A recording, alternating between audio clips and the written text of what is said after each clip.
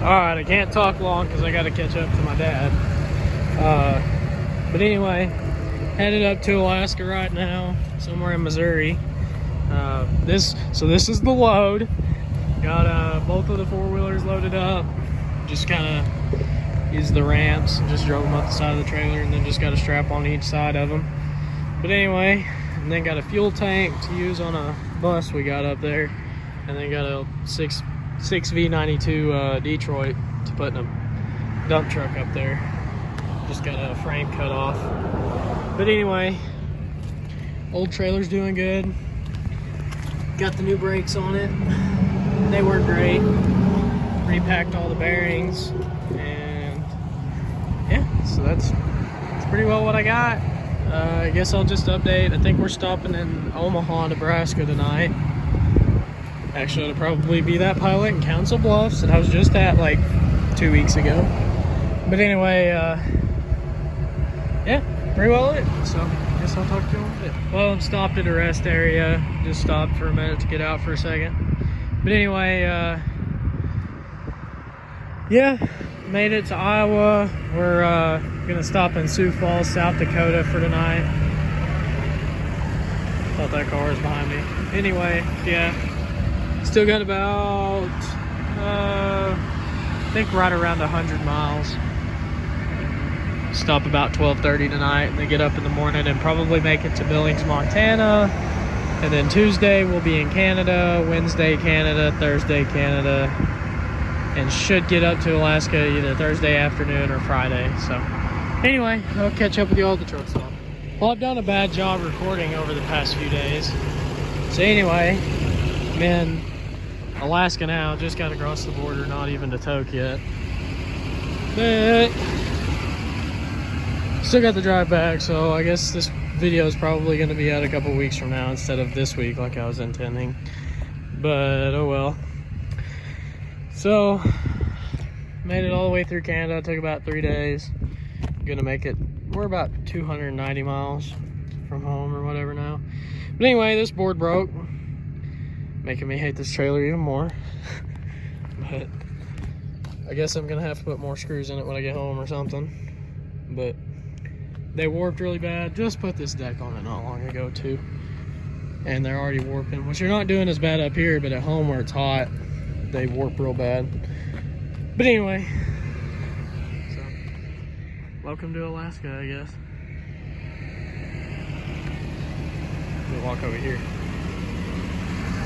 Truck's been doing great. Ain't had any problems out of it yet, knock on wood. But the alignment's kind of bad, but those tires have quite a few miles on them at this point. But anyway, I don't know what this... Yeah, anyway. Alright, well, I guess I'm gonna get headed home. Alright, well, this is the load home. I'm in Esther right now, Alaska. Been here for close to a week, probably over a week, but just haven't taken time to record much. I'll be recording quite a bit on the way home. But this is the truck I bought for the motor, which turns out the truck's a lot better than I thought. So this motor's probably not going in the Freightliner. I know where a cutoff is at out of a Kenworth 8-bag air ride that I'm probably gonna put back on this truck, and a sleeper, and probably keep this truck. Turbo is gone off of it, but it runs good, so probably gonna keep it. It's in pretty good shape.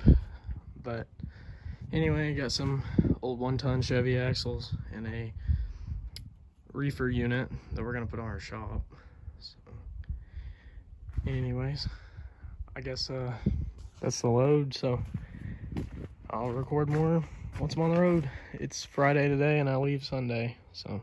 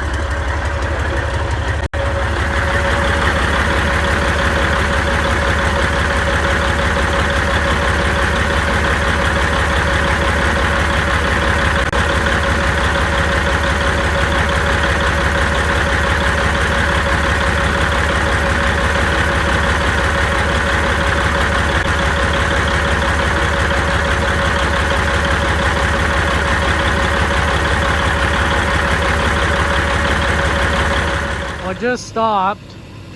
I'm between Delta Junction and Tok, Alaska. I left out pretty late today because I ended up trying to find 2 tires and that took forever.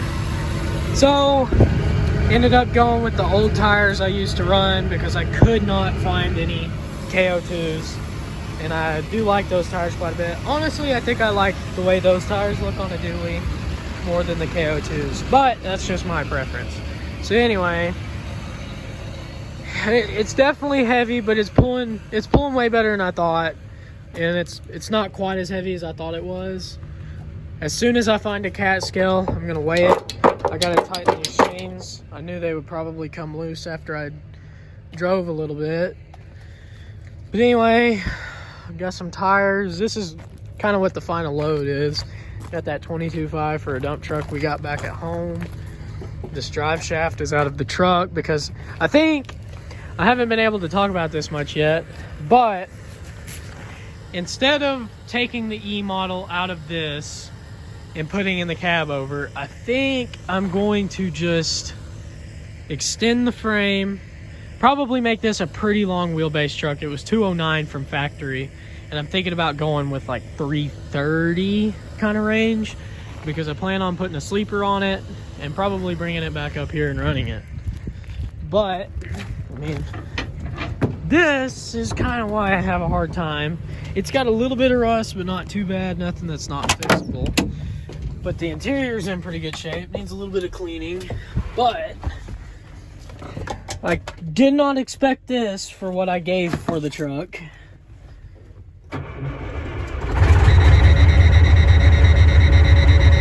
Ignore those lights. It's just seatbelt and low air.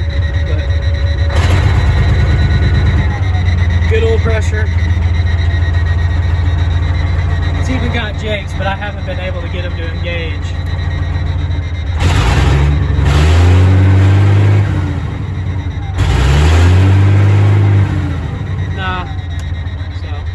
But anyway, I don't want to run it a whole bunch until I get home and get a turbo put on it. But put this little dill back up. So anyway, but it's got a good Chelsea, or no, not Chelsea, Muncie PTO. And anyway, so yeah, I guess I'll just record here in a little bit. Oh, got a square body hood, some 1-ton axles. I think I had this in the last part, and my edge protector came off. So anyway, I'm gonna check everything, finish fueling up, and get headed back down the road. I got a long ways to go tonight. I think I'm gonna try to make it to, I don't know if I'll make it to Fort Nelson, British Columbia. No, Fort Nelson, Yukon, but I'm gonna try. So anyway, it's like 1,300 miles to Dawson Creek. No, Dawson Creek is where I'm shooting for. So yeah, trying to get to Dawson Creek, British Columbia, but I'm gonna have to haul ass. So I will catch up with y'all in a bit. Well, I am between Whitehorse and Fort Nelson, British Columbia, and just on like a little throw your trash away area, rest area kind of thing. I'm nearly out of fuel, so just stopped, put fuel in the truck, figured I'd record while I stopped because I haven't in a pretty good while. I don't think I've recorded since I got across the border, actually, matter of fact. But last night at some point I got across the border, and the way that we had this thing blocked, well, it fell off of them, which that was gonna come off anyways. You know, you can't have those. But I'm not sure how it's doing the square body hood, which it was gonna get thrown away anyway, but I wanted it, or my dad was gonna throw it away. So I know this looks retarded, but I just added these 2 straps just to keep it from shifting side to side, because it shifted that way when it fell off. But somehow with my cheater pipe I was able to, you know, work it back over, and so I just put those on there to keep it from moving side to side, and then I got the chains on it actually holding it. But everything, all lights still look good. But anyway, yeah, so chains are staying tight. Finally got all of them worked out. It's not doing my board very good. The air tank is destroyed from that, but it was rusty anyway, so put a new one on it. Oh, what else? I think that's pretty well it. Other than that, everything is riding good. These axles are doing pretty good. I've had to tighten the strap up a couple times, but they're staying, which they're really not going to go anywhere. But I'm getting a good like 6.5 miles a gallon, and I'm not going to have any trailer tires left by the time I get home, which these tires have been on here since literally before the first video. So they're at max PSI and they're still just wearing like they're low, but I mean they're probably overloaded if we're being completely honest. But I've got like 1,200 miles to Sweetgrass, Montana, which is where the border is, the crossing. And man, that's ruining my flap too. Oh well. But anyway, 1,200 miles to Sweetgrass. Edmonton is roughly halfway, and I'm getting pretty close to Edmonton. So the way everything is doing, it should make it home just fine. That thing is not making another trip with a trailer until it gets a fuel system. And plus I got to go to basic soon anyways. Dang, I've lost a lot of lights over here. One light there, and that red one on the back. Not running commercial at the moment. But anyway, so this clip's getting a little bit on the long side. Here's the mountains. Camera doesn't do justice for how big they are, if anybody cares. And so just came up a huge pull.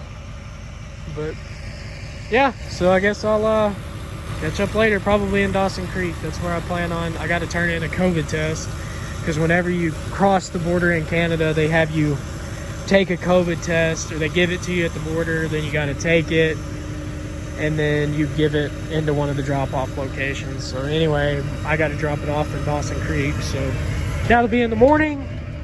It's about I think around 10 o'clock right now, 10:30, and so it's gonna take me I'll probably get to Dawson Creek about 7 in the morning, and then I should get to Sweetgrass, Montana tomorrow evening. I'll probably sleep tomorrow night, and then may go for the long haul home. I don't know, we'll just have to see, because it takes a day to get all the way across Montana, and then a hard day to get from Montana home, because you go over on 80, I think it's 80, might be 90, shoot, I can't remember, I'd have to look.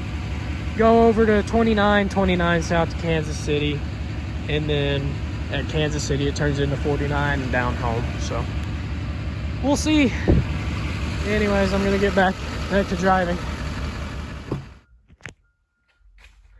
Well, what do we have here?